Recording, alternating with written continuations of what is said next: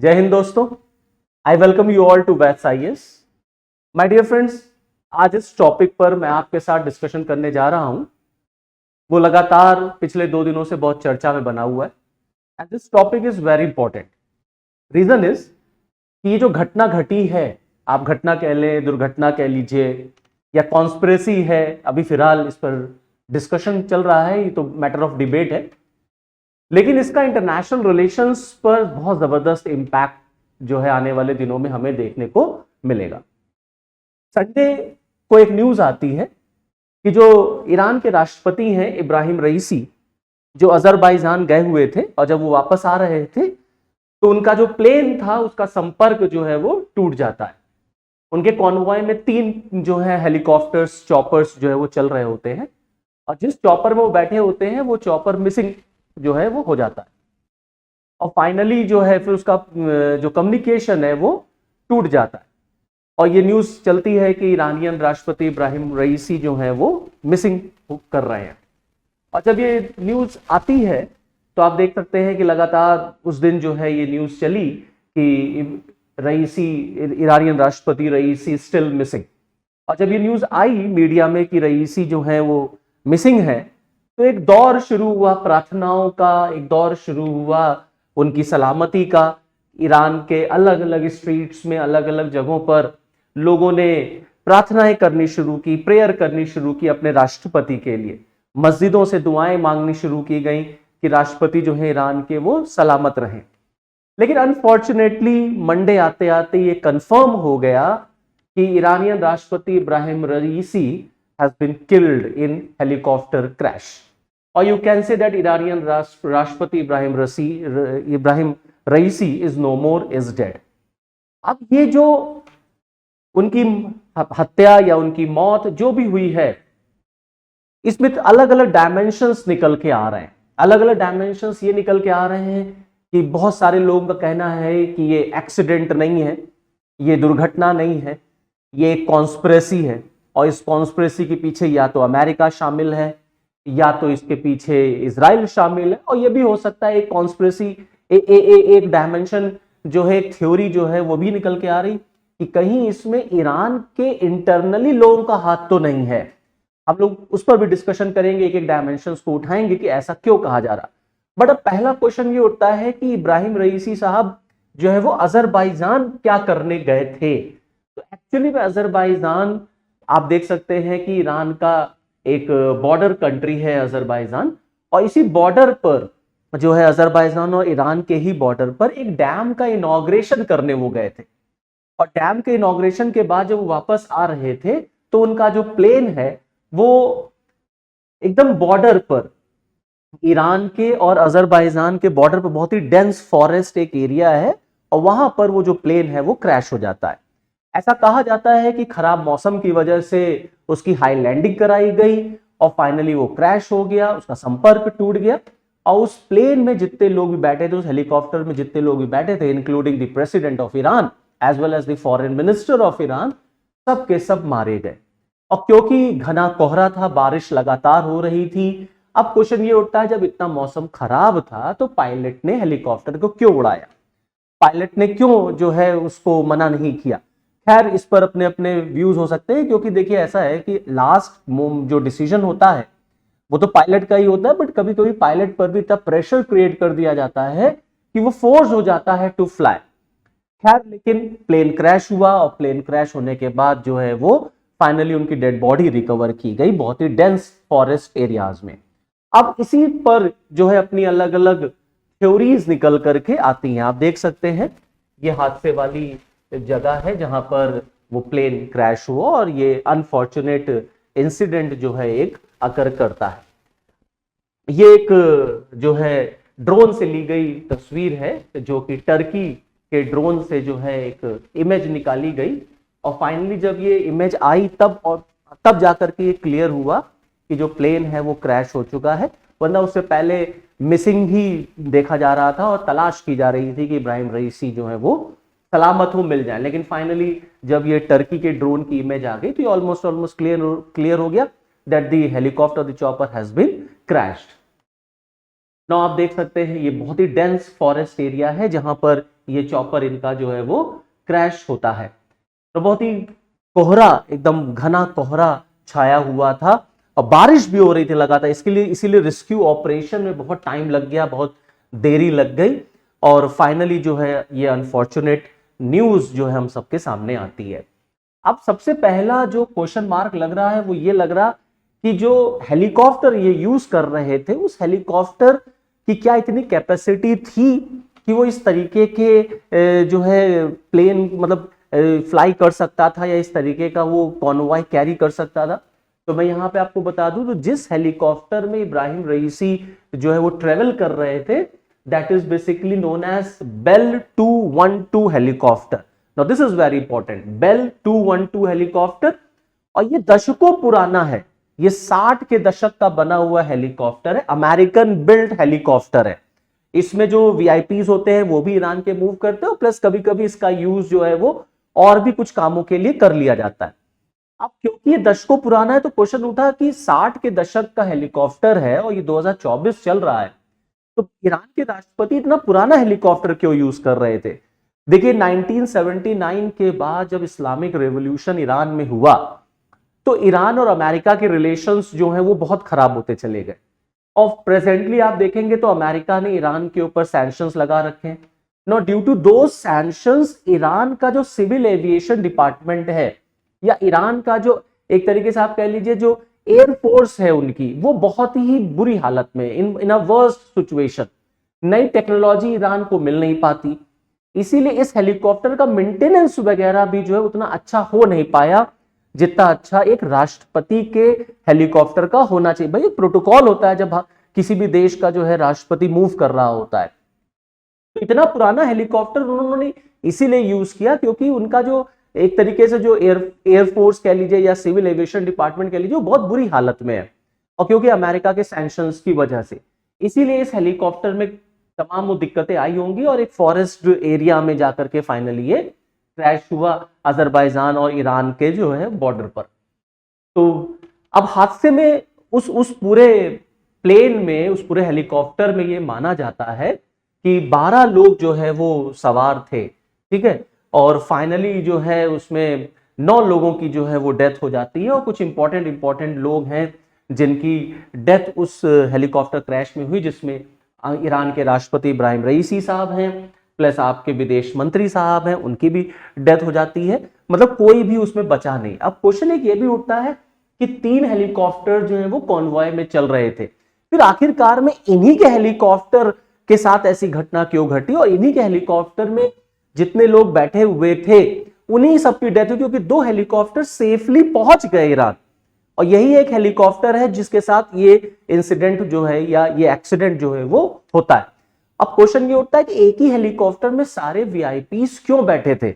VIPs जो है वो शेयर भी हो सकते थे, कुछ उसमें बैठ जाते, कुछ दूसरे हेलीकॉप्टर में बैठ जाते, क्योंकि 3 हेलीकॉप्टर चल रहे थे। इसीलिए एक ये कॉन्स्पिरेसी जो है ना वो निकल के आती, कहीं इसमें ईरान का ही इंटरनल हैंड तो नहीं है, ईरान की कॉन्स्पिरेसी या ईरान के ही लोग तो इसमें शामिल नहीं है। खैर उस पर भी हम लोग आते हैं। अभी फिलहाल प्रेजेंट कंडीशन ईरान की क्या है, तो जब ये न्यूज आई कि ईरान के राष्ट्रपति इज नो मोर, तो वहां पर एक इंटरिम प्रेसिडेंट अपॉइंट किया गया है, मोहम्मद मुकबिर जो है वो ईरान के इस समय इंटरिम प्रेसिडेंट हैं। और आप देख सकते हैं कि जो वहां के जो एक सुप्रीम लीडर जो हैं वो होते हैं, फाइनली राष्ट्रपति से ऊपर का उनका वो पद है जिसको आप सुप्रीम लीडर कहते हैं, वहां पर ये डेट 28 जून की निकाली गई है जहां पर ईरान में प्रेसिडेंशियल इलेक्शंस होंगे। तो अभी फिलहाल प्रेजेंट सिचुएशन ईरान में ये है कि interim president has been appointed and date has also been declared, that is on 28 June Iran is going to have presidential election. Now moving ahead, अब जैसे मैंने आपको बताया कि अलग अलग थ्योरीज इसमें निकल के आ रही, एक सबसे बड़ा एंगल निकल के आ रहा कि क्या कहीं मोसाद का हाथ तो नहीं है इस सब के पीछे, क्योंकि ये बड़ा इंपॉर्टेंट फैक्ट है, इसको एनालाइज करना बहुत जरूरी है। मैं आपको यहां बताऊं कि इसी साल के शुरुआत में आप देखें अप्रैल के महीने में अगर आपने देखा होगा तो इजराइल और ईरान के बीच बड़ा जबरदस्त टेंशन, एक टसल सिचुएशन हमें देखने को मिली और 300 से ज्यादा मिसाइलों से ईरान ने जो है इजराइल पर अटैक किया।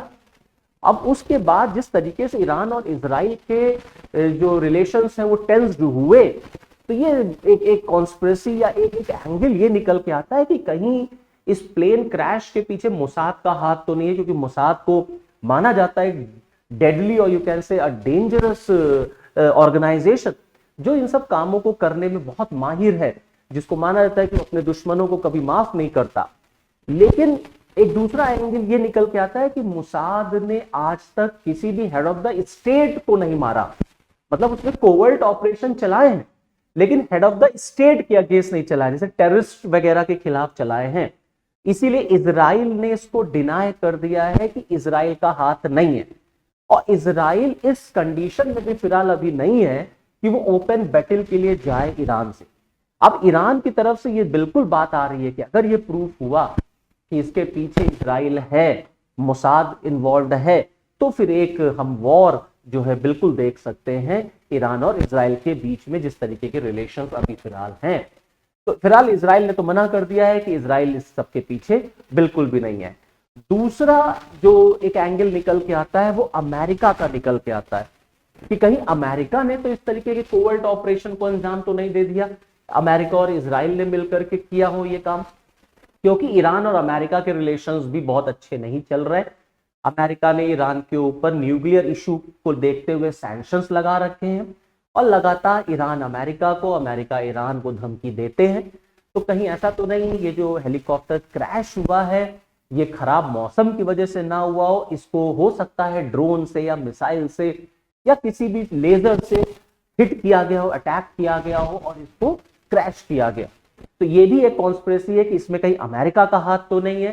खैर अमेरिका ने भी इस पर अपने आप को पीछे रख लिया है कि अमेरिका ने ये सब काम नहीं किया है, America is not involve in such activity, क्योंकि अमेरिका भी बिल्कुल नहीं चाहता कि कहीं ना कहीं इस तरीके से इन्वॉल्वमेंट जो है वो ईरान और अमेरिका के रिलेशन टेंस हो और एक वॉर जैसी सिचुएशन जो है वो बने, क्योंकि ऑलरेडी वर्ल्ड में आप देखेंगे तो ग्रुप्स बटे हुए हैं और अभी रशिया यूक्रेन वॉर चल ही रहा है, इजराइल हमास युद्ध आप देख ही रहे। तो इस वजह से अमेरिका भी नहीं चाहता, क्योंकि अमेरिका में ऑलरेडी इलेक्शंस भी जो हैं वो चल रहे हैं।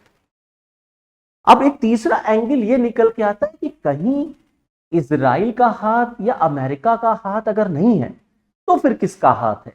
कहीं ऐसा तो नहीं है कि इसमें ईरान के ही इंटरनल लोग शामिल हैं, क्योंकि ईरान में ही एक वर्ग ऐसा है जो इब्राहिम रईसी को पसंद नहीं करता, और इब्राहिम रईसी आने वाले दिनों में ईरान के सुप्रीम लीडर बनने जा रहे थे, एक तरीके से खलीफा आप कह लीजिए, खुमैनी की जगह लेने जा रहे थे, क्योंकि रईसी और खुमैनी के रिलेशंस बहुत अच्छे हैं और खुमैनी अपना सक्सेसर जो है वो इब्राहिम रईसी को बनाने जा रहे थे या उनको देखते थे। तो कहीं ऐसा तो नहीं है कि ईरान में कुछ लोग ऐसे हों जो इब्राहिम रईसी को पसंद नहीं करते और उन्होंने इस तरीके के एक्टिविटीज को अंजाम दिया हो।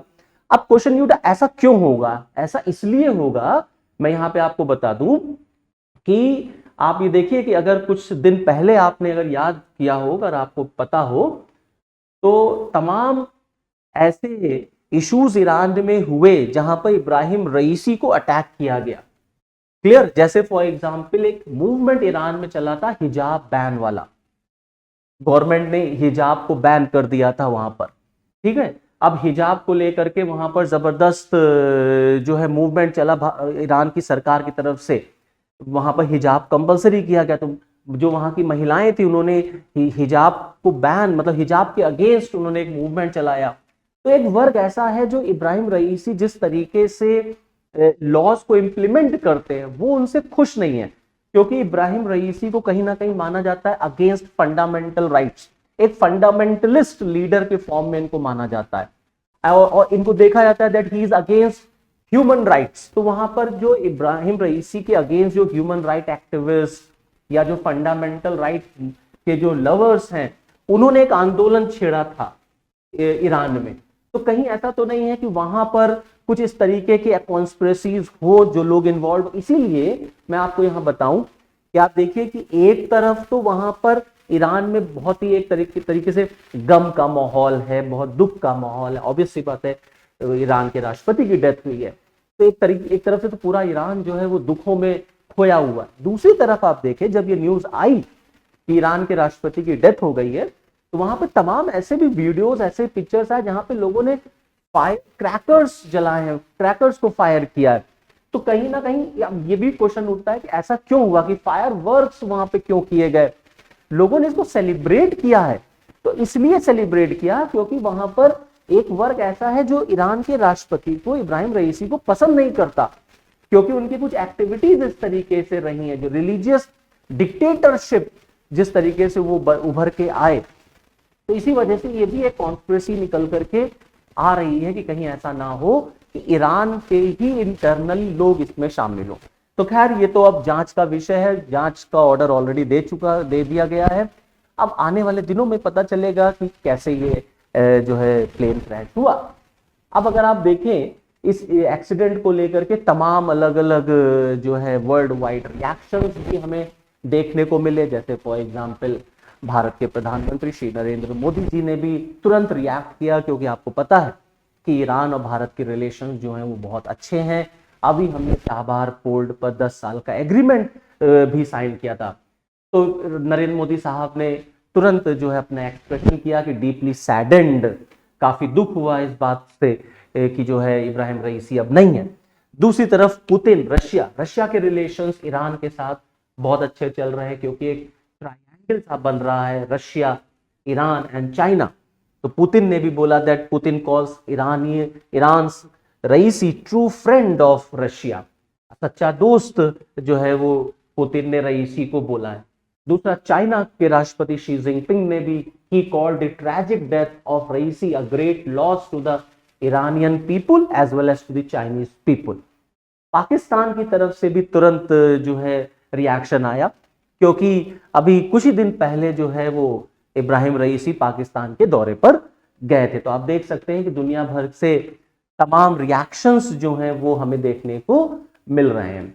अब क्वेश्चन ये उठता है, देखिए ईरान के ही साथ ऐसा क्यों होता है। तो मैं यहाँ पे आपको ये बात बताऊं कि अगर ये कॉन्स्पिरेसी का जो एंगल आ रहा है कि इसमें इजराइल या अमेरिका का हाथ हो सकता है, तो इसके पीछे लॉजिक है। लॉजिक ये है कि ईरान के कई ऐसे लीडर्स या कई ऐसी पर्सनालिटीज रही हैं जिन्हें टारगेट किया गया है, who have been targeted in the past.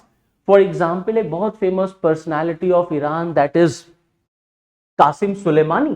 Qasim Soleimani जो कि जनरल थे ईरानियन रिवोल्यूशनरी गार्ड के, और इनको जनवरी 2020 में अमेरिकी ड्रोन हमले में इनको मार गिराया गया, इनकी मौत हो गई थी। तो फिर अमेरिका की तरफ जो है ये एक तरीके से एंगल जाता है कि कहीं अमेरिका इन्वॉल्व तो नहीं है।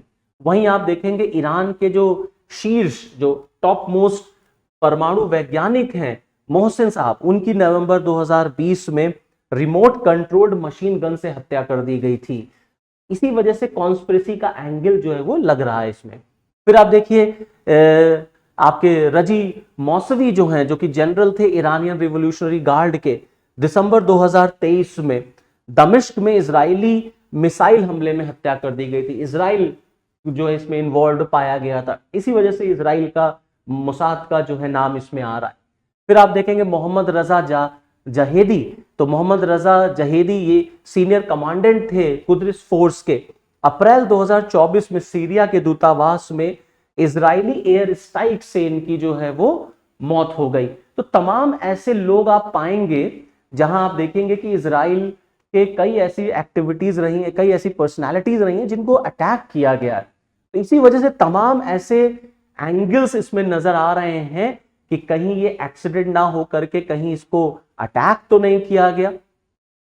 अब दुनिया भर में जाहिर सी बात है, हेड ऑफ द स्टेट किसी देश का अगर गया है तो तमाम दुनिया भर के तमाम देश जो हैं अपने अपने रिएक्शंस देंगे ही देंगे। भारत की तरफ से भी रिएक्शन आया, और हमने जो है आज आप देखेंगे तो जो दिल्ली में ईरानियन दूतावास है वहां पर हमने अपने झंडे को आधा जो है नीचे झुका दिया है।